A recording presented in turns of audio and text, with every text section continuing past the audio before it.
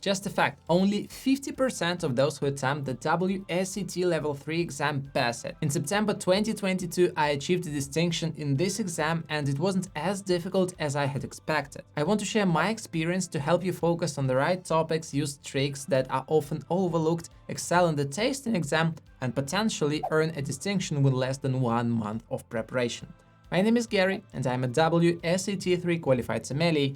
Let's dive in. The tasting section is where most candidates struggle. Even seasoned sommeliers can find it challenging to understand the WSET's requirements, particularly the systematic approach to wines. However, you can bypass a significant portion of this systematic approach and save valuable preparation time. When I studied for my exam, I meticulously learned the entire systematic approach table, but in reality, you don't need to. For instance, you won't encounter hazy or faulty wines in the exam, so there is no need to mention that the wine in your glass is clear. Even if you do, it won't earn you any marks. The same applies to other observations like deposits or tears on the glass do not need to be noted. Similarly, you won't get any unclear wines on the exam, so there is no need to state that the wine is clear. You also won't need to evaluate sparkling wine as the exam includes 1 red and only 1 white wine. Understanding mousse is useful for general sommelier knowledge, but it's just not necessary for passing the WSET 3 tasting exam, so you can skip it if time is limited. What I mean here is that there are some columns in the SAT systematic approach which WSET offers you for your preparation, but in fact, you won't need them at the exam. So you can save some time and effort into memorizing these unnecessary things and allocate it into theory or just resting before the exam, which is very important, and I'll be back to it in a couple of minutes. And probably if you've learned well the instructions for the WSET exam, there is a statement there that you don't have to learn by heart all the descriptors meant in the SAT. Well, this statement that you don't need to memorize it, it is misleading. You must only use the descriptors from the lexicon. If a wine smells like pomelo to you, but the lexicon doesn't include pomelo, the closest term might be grapefruit. Using pomelo instead of grapefruit could lead to losing marks as the examiner may not recognize it. My advice here is just to stick to the approved descriptors to ensure you earn all the points, because all that you have in the systematic approach is 100% approved. These descriptors are 100% gonna bring you marks at the tasting exam. And if it's just a name of a fruit or something which is not in the SAT, well, it might give you the marks, but what is the probability that the examiner who will check your answers will taste the same descriptor in the wine? I believe it's rather low, especially knowing that WSET examiners spend years and years on this work checking hundreds of tastings, and they're just used to the SAT descriptors, so the majority of them are not huge fans of inventing a wheel once again, right? So my advice here is to just stay in the safe zone and use the descriptors from the SAT. That is it. And if you need some help preparing for the WSET tasting exam, I recently launched a private coaching sessions. These 2-hour Zoom calls are designed to share my tips and answer any questions you have about the WSET 3 tasting exam. I remember how hard I started and wished I had someone to guide me, which would have saved me time and effort. If you're interested, follow the link in the description down below to book your session. And another useful hack involves the number of descriptors. Unlike the WSET diploma exam, you don't lose marks for incorrect descriptors in the WSET 3 exam.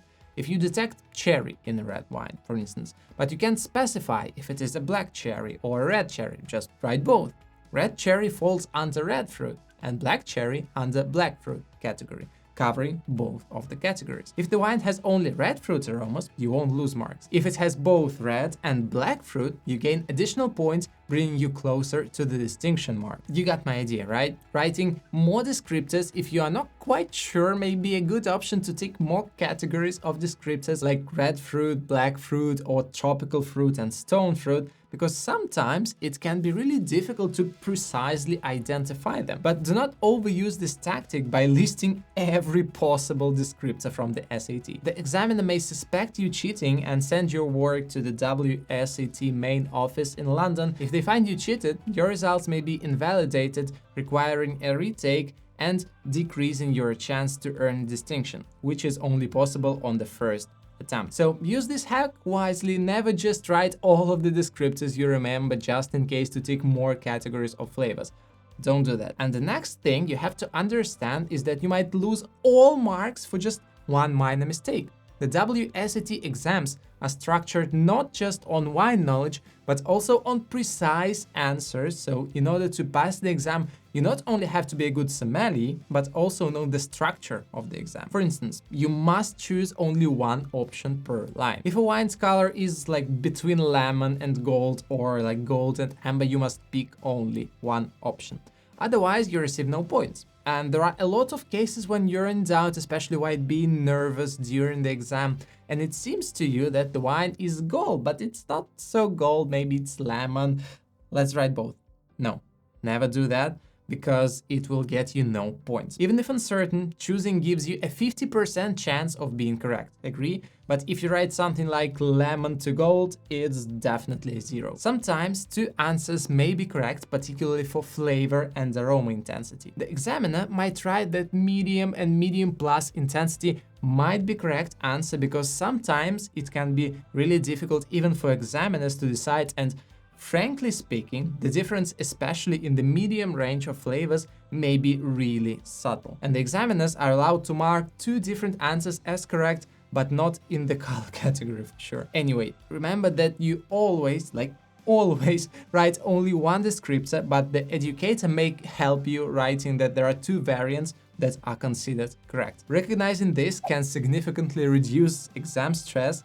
It was at least for me. Keep calm and just prepare for your WSET. And moving to the theory exam, the most critical tip I can give you is to focus on the first 76 pages of the textbook. Of course, as a qualified sommelier, you have to know all the differences between like Fiano di Avellino and Greco di Tufo, all the climate, all the terroirs, but I'll give you just a little insight. In order to successfully pass WSET level 3 exam, you just have to know very well the first 76 pages. Just concentrate your attention on these pages, which cover like the basic winemaking principles, climatic impacts on grapes, key grape varieties, and wine styles. The rest of the book talks about more specific regions and grape varieties necessary for distinction, but not just for passing. And here it depends on your preferences and basically your expectations on the WSET 3 exam and qualification. If you're doing it for your career to discover new opportunities, probably you don't even need a distinction grade. Probably, I don't know.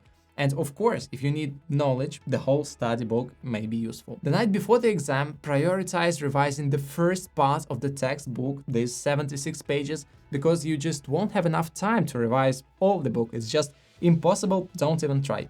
Sincerely, I tried to do it, but it's too much for one night, and you don't have to sacrifice a good sleep before the exam, because you want to be fresh and at peak condition on the day of the exam. So knowing the basics is just crucial. I love the example about this Greco di Tufo and Fiano di Avellino, forgetting minor details like the difference between these two grapes, Greco di Tufo, Fiano di Avellino, is acceptable for WSET, but it is not acceptable if you forget the difference between Cabernet Sauvignon and Pinot Noir, right? Pinot Noir and Cab Sauv will get you a pass, Fiano di Avellino and Greco di Tufo will get you a distinction. And I hope this guide was useful. If you enjoyed it, please share it with your friends who are also preparing for WSET exam. Look for more WSET related videos on the channel and see you in the next one.